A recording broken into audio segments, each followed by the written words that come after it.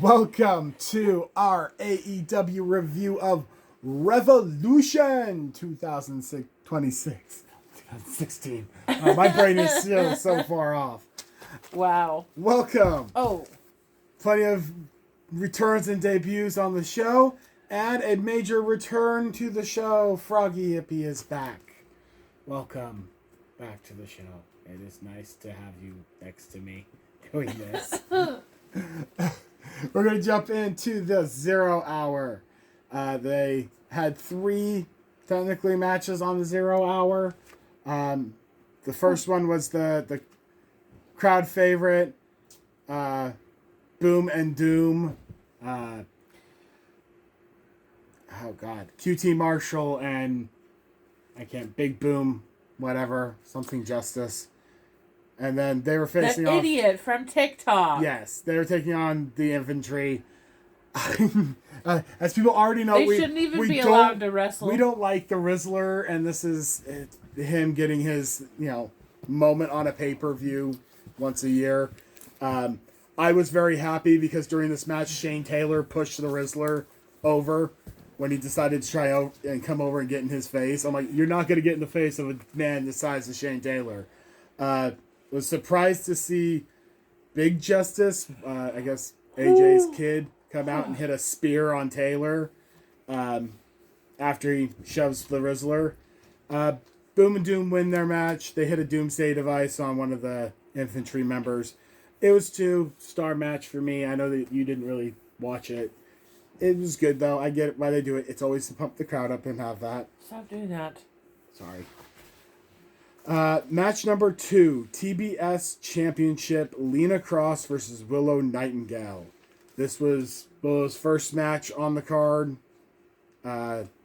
Should defending the tag titles later on. This was the exact trap match that we knew it was going in. It was a really good match, especially for how few we've seen of Lena Cross in singles. Lena had the edge in power against Willow. She was able to get Willow up and throw her in some awesome moves. Willow battled back quite a bit after Lena started targeting the arm and giving her a bad arm, but she kept going. They literally were selling that arm throughout the match and how it was going to affect the tag match later on. Willow managed to counter out of the jackknife from Lena and get a backslide pin and lock it in to get the win. So a 3-star match. After the match, Bane came out and they started beating down Willow, work her over more before the tag match. Cameron came out for the save and ran them all off. Third match on the pre-show that ran into the start of Revolution was the 21-man Blackjack Battle Royale. And it was for the national championship, which, again, I still thought that was weird that they made him have to defend it in a full-on battle royale. But I guess they have some precedence for this of somebody else defending a belt the same way. Jack Perry arrived in a Jungle Express bus with Luchasaurus driving it. His arm is still all taped up, but Luchasaurus was there. It's good to see him. I hope he heals up soon and is able to get back in. Ricochet was the last one to come out. He tried to come out with the Gates of Agony, but because they weren't in the match, the referee corps made them go to the back. When the bell rang, Perry went right after Ricochet, and it just became chaos right off. Apparently, Leo Rush was the person that the announcers were talking about who's hiding underneath my desk, because they couldn't figure out who it was. When Leo finally came out and got in the ring and I realized who it was, he's shaved his head and he has the crazy contacts in. So I think we're getting Leo Rush's Blackheart character, which I'm looking forward to. That's going to make the crew get some airtime, some TV time, and I'm going to be happy about that. Here. Rocky Romero was the first one to get eliminated. He was thrown out by Juice Robinson when he tried to do his slide to the camera taunt thing. I was very happy to see him get chucked out. Garcia rips the mask off of Commander as he was throwing him out of the ring, showing just disrespect to the luchadors. Yeah, then he goes to put it on, just completely being disrespectful. Then gets disqualified. No, he got thrown out. Yeah, thrown out. Yeah, I don't know who threw Garcia out. Ricochet, Ace Austin, Juice Robinson, Ciampa, and El Clone. Wasn't it Jack? I think it was. I think it was Jack because he was right like towards... he was celebrating that he got the mask and put it on. Yeah. And he grabbed him and then threw him out because he tried to throw out. Wasn't it? Didn't he try to throw out Ricochet right after that, or he threw out somebody else? Oh yeah. No, I'm thinking about who went out before Garcia because Garcia got. No, because that was I don't remember. I was going to rewatch it today, and I hadn't gotten around to it. And I didn't write it down, so I couldn't tell you. I came down after the start of Revolution to Perry and Ricochet fighting it out as the last two. They worked their way out onto the ring apron, and Perry managed to get a Hurricanrana onto Ricochet on the apron and drop him off the side to become our new national champion. You know that we're going to have a pair that Ricochet is going to demand a rematch to try and get his championship back. And I won't be surprised if that's like the next thing they do on Dynamite in the next couple of weeks. But that got us into the start of Revolution. Did you have anything that for the end of the Battle Royale? Because you at least saw the end of it. No. Nothing? No. Literally just Jack Perry won. Battle Royale. New champion. Are you excited for Perry to be the national champion? No. Okay, so Revolution's main card. First match on it was FTR the FTR versus Young Bucks. Bucks had a video package, tribute thing for their family. They came out with their kids with them. Really pushing the Bucks on this to start. Dax and Nick both bleeding. This got bloody quick. It's disgustingly bloody. FTR tag team to catch Definitely was and then some smash blood and Nick's face into the desk, which opened Nick up, and then at some point they bashed Dax's head, I think into the post, and opened him up. It got bloody. Stereo inside to outside suplexes to the floor laid everybody out.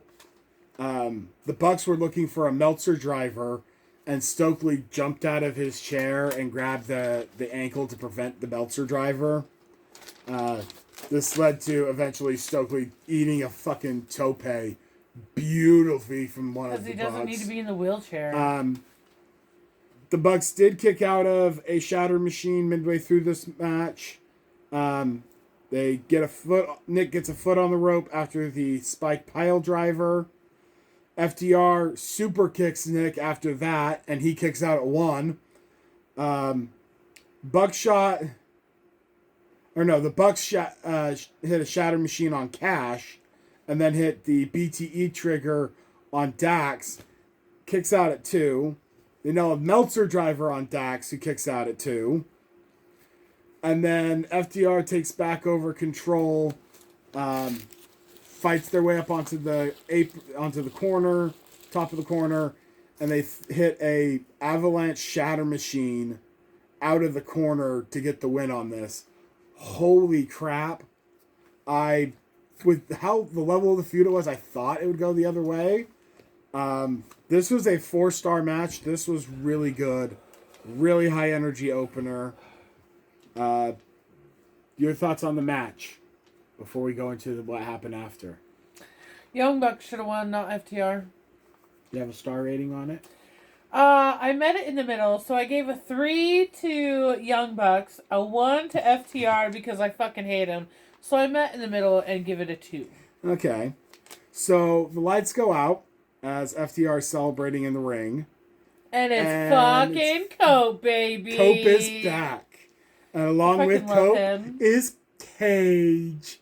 Daddy is home. What would be awesome if it was a 3-way title match? That would be Three-way interesting. title match. So Cage slips in the back as Edge has FTR distracted, staring up at the ramp at him. Hits a kill switch on Dax. Then Edge gets in the ring, spears Cash, and then they hit a kill switch on Stokely, which made me so happy. He's going to be in the wheelchair for at least another year and a half. Yeah. Afterward, they're holding the belts. The Bucks came in behind them. Eventually, they just laid the belts back down and left the ring. But what would be cool So- is if they had a 3-way title match. little It makes preview, the most sense. little preview for what I would be also coming rated up. that comeback a 5-star. The 5, yeah, that was definitely a 5-star return. A little preview for the future. The next pay-per-view is Dynasty. We will be there, and I am fairly certain we will be getting Copeland and Cage versus FTR for the tag championship at Dynasty. That has got to be the match. We're that going to build. Canada, We will baby. be in Vancouver, and I hope that we get to see that. It'll be our first time in Canada, so bear with us for If the you recording. have any recommendations of things to do around Vancouver, we're there for a couple of days for the show. Give us a comment and let us know what we should check out. Hey, and if you're going to be there, we can all meet up. Just leave us a comment. All right, match number 2. Marina Shafir versus Toni Storm. Everyone banned from ringside.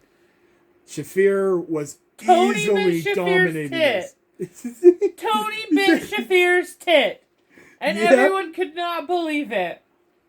Tony got thrown into the mother's milk and had to find a way out. It was a creative way out. It's the best way out. After getting out of the mother's milk, she got the big package and got the pin with a roll-up. Yeah, a roll-up pin for the win.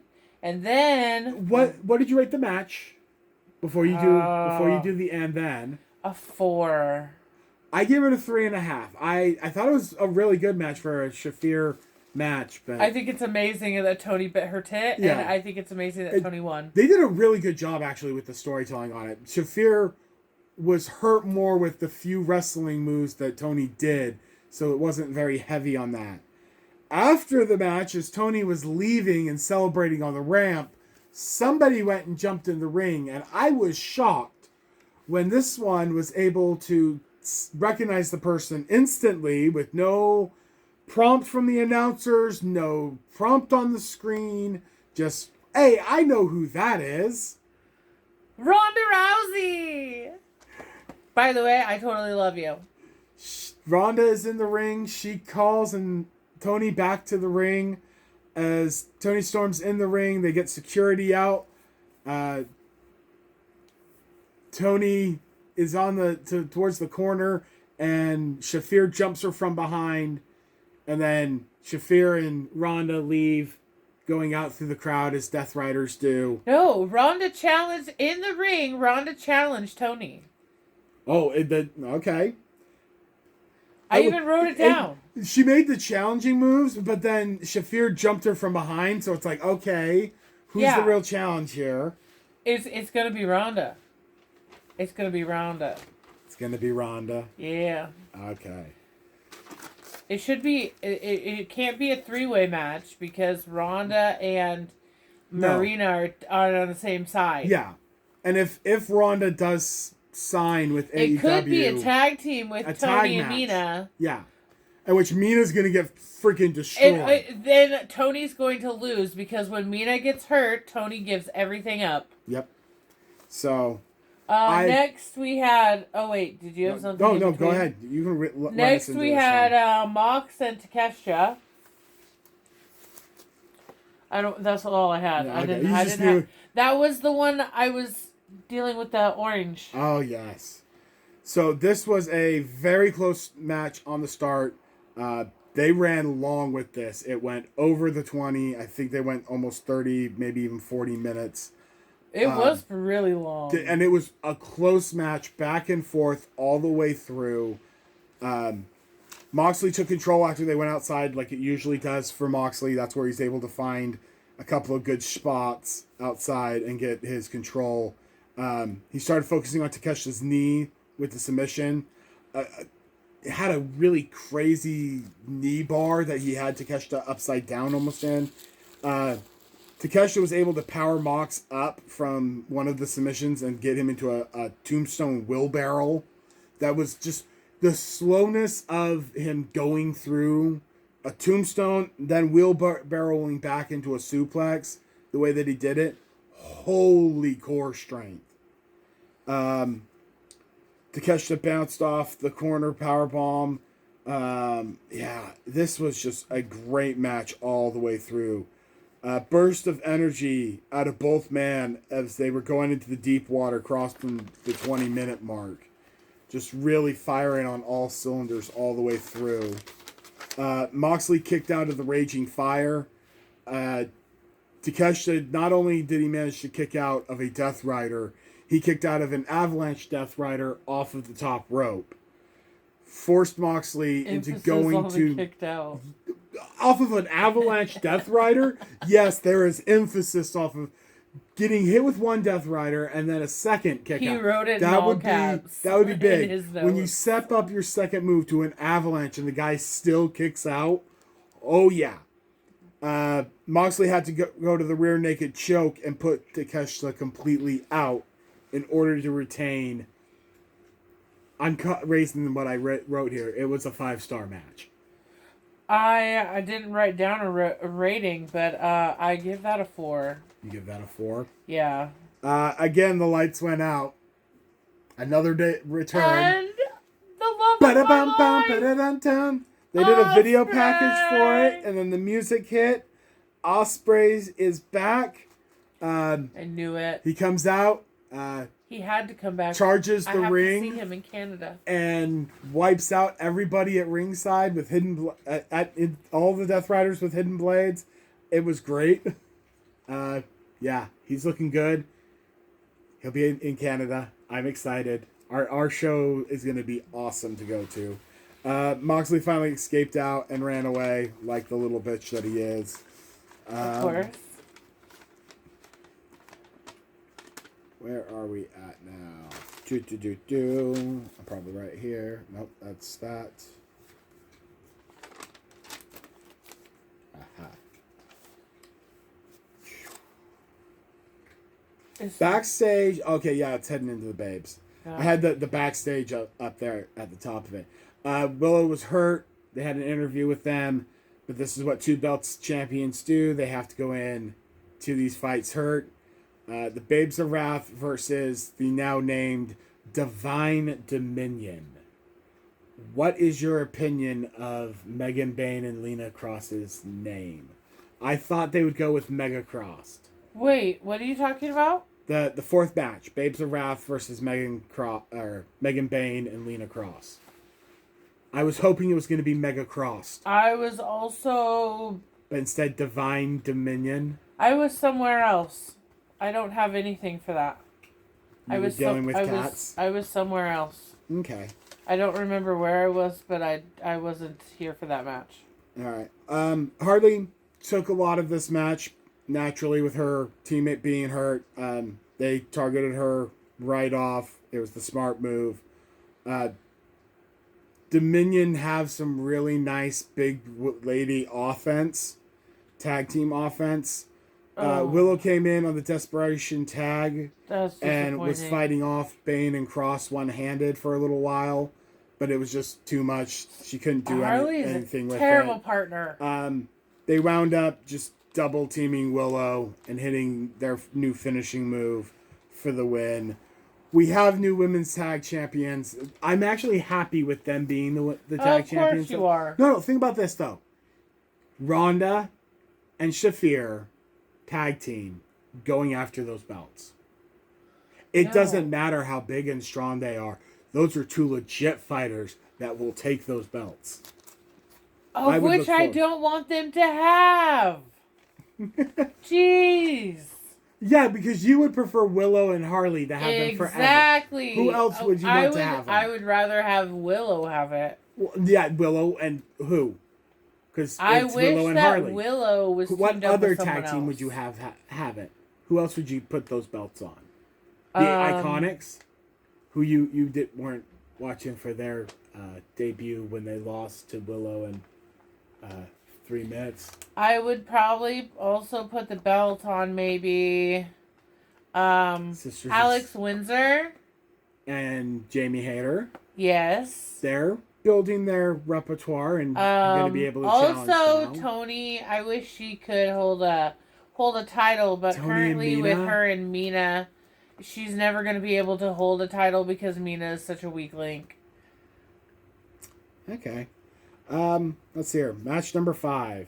I'm pretty sure you have. Yeah, you have this. Swerve versus Brody King. This was a match that the ref had to let the rules slide a lot on for them going outside and just being violent. Brody body pressed from the top rope, then a cannonball into the corner.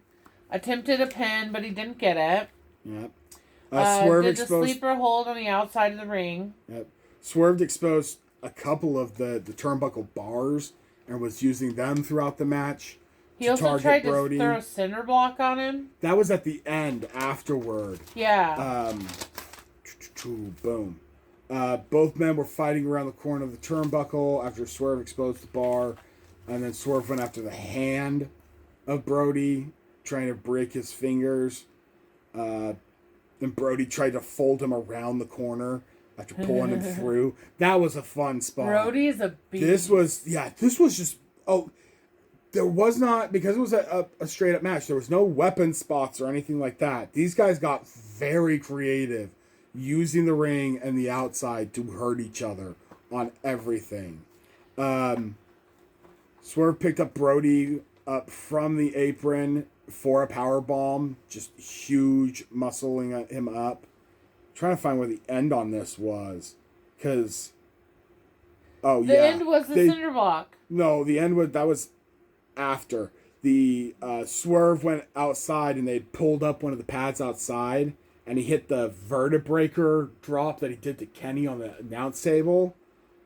Brody beat the 10 count to get back in, and then after he got back in, Swerve hit him with like 3 house calls and a Swerve stomp in order to finally put him down. It took a third... I have in here that it took a third house call to actually get the win. And then afterward, 4-star match. Afterward, Nana tossed the brick in and was setting Swerve up, or setting Brody up to give him a curb stomp onto the brick when Kenny came out and ran out for the save.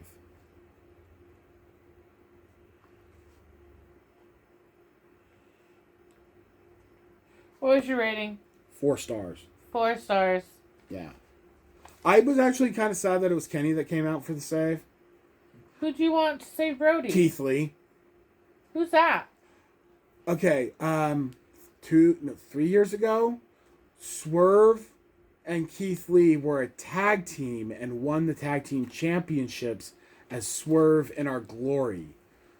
Keith Lee is a very big black man who speaks very eloquently, and I really miss him. I hope he's gotten healthy. I really wish they would have brought him back for this spot, especially when I saw the cinder block come out. I'm like, that's what took Keith Lee out, was the cinder block. Bring Keith Lee back and have that big motherfucker teaming with Brody. Oh, that's meat. That makes me happy. I love meat. Okay, match number 6. Statlander versus Tekla, 2 out of 3 falls. Yeah. Yeah, as you can tell from the sound, the outcome was not what Froggy wanted. Tekla took the first pinfall on this after getting the ref to try and take away her belt to get it distracted. She also got her spine put in a barricade. Yeah. The bridge Stat pin was from Tekla dominating grabs. hard, though. Yeah. Tekla gets the first pin with a bridge back pin and grabs the rope. Statlander had started aggressive from the very beginning. Second fall, she started aggressive as well, going outside. She managed to finally get a Saturday Night Fever and keep her down to get it tied up.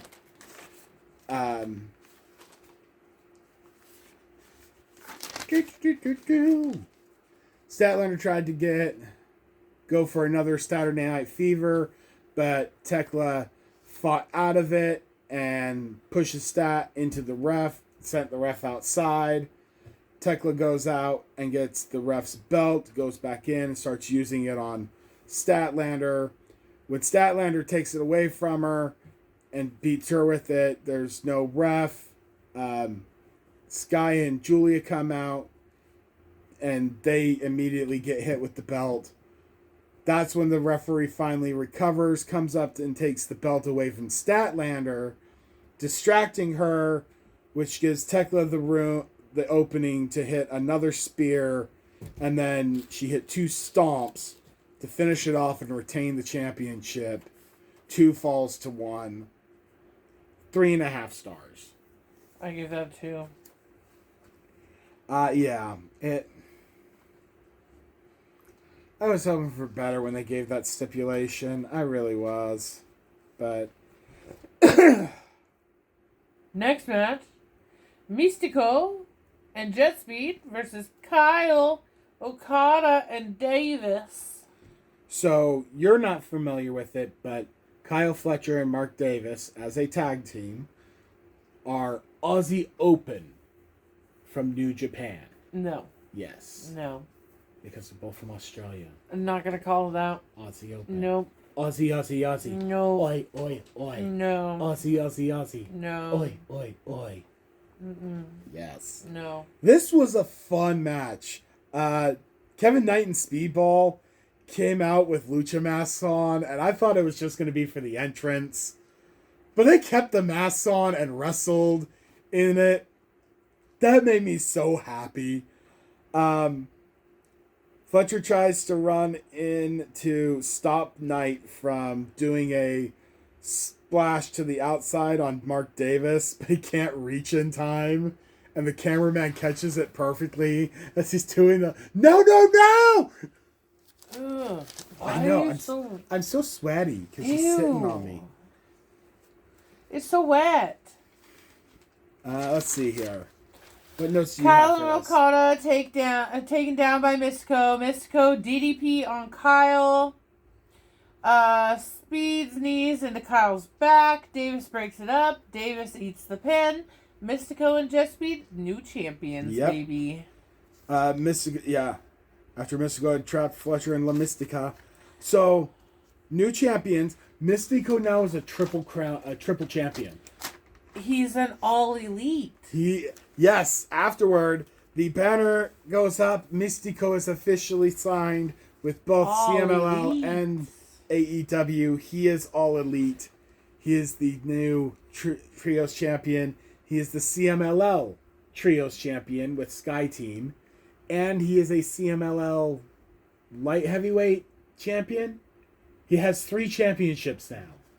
Mystico is becoming Ultimo. He'll be the next Monet. Ew. I'm hoping to get hit with that.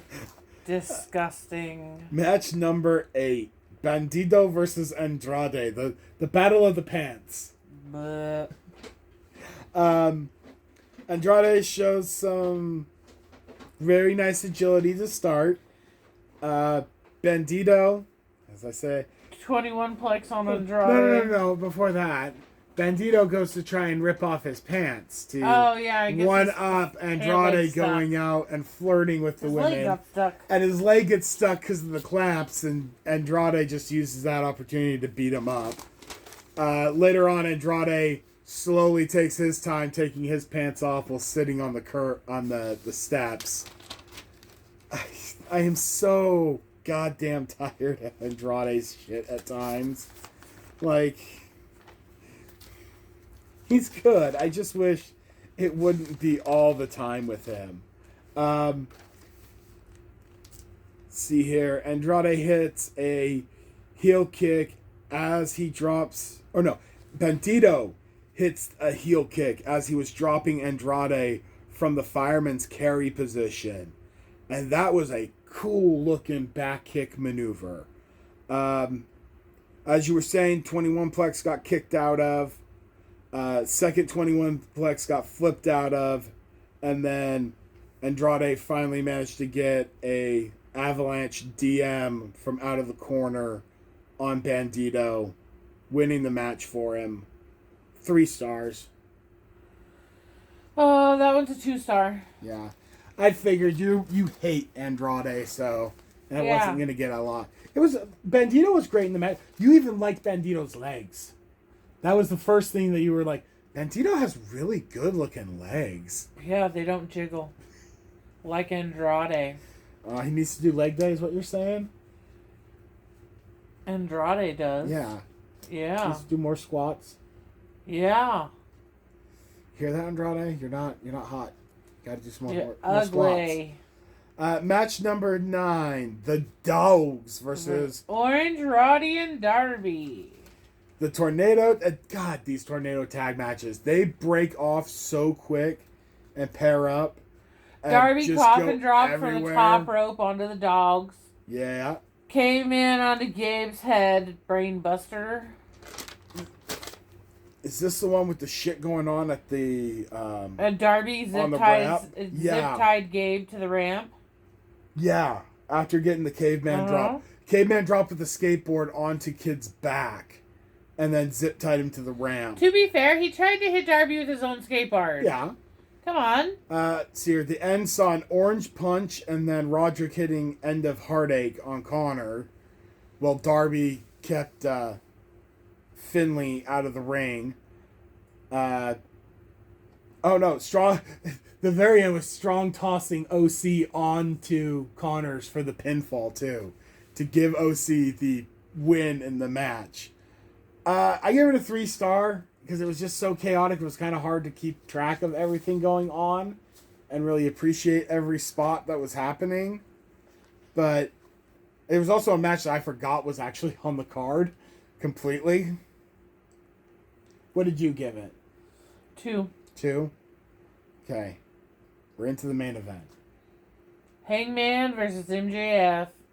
World Championship.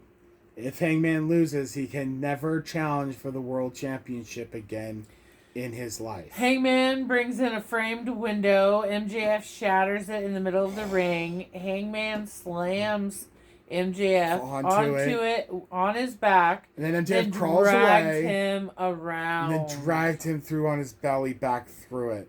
Hangman got the same spot later on. Both of them super bloody. Holy blood fest, yeah.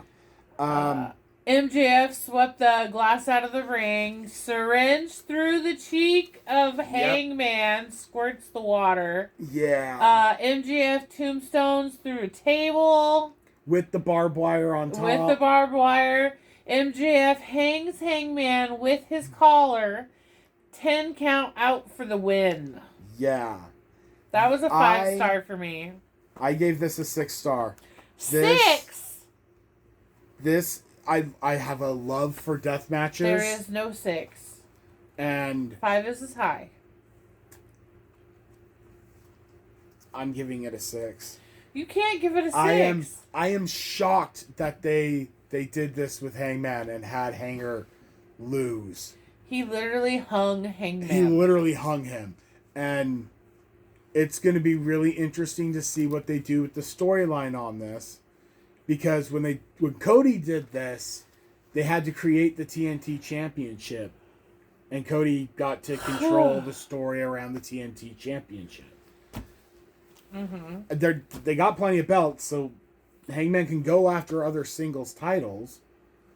The other thing that had happened was, like, at the beginning of AEW, Kenny Omega, the Bucks, and Hangman all, like, collectively made a decision not to hold any gold early on. They were in charge of they were in charge of the booking and could have given themselves championships at the start, but they decided to hold off being the champions.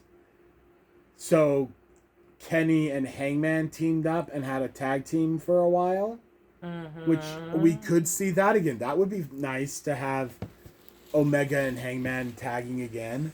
They were tag team championships when they were together.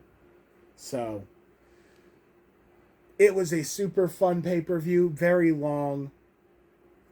Very long.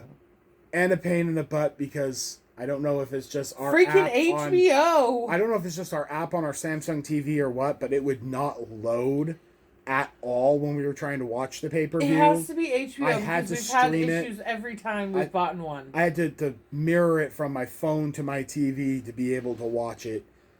Unbelievable. I'm almost considering the My AEW app, and then we don't have to have HBO, but HBO is just part of that package, so... Anyway, thank you for watching this review, sticking with it all the way through. We appreciate everybody that watches, leaves comments, hits the like button. Thanks for watching. We'll see you guys in the next one.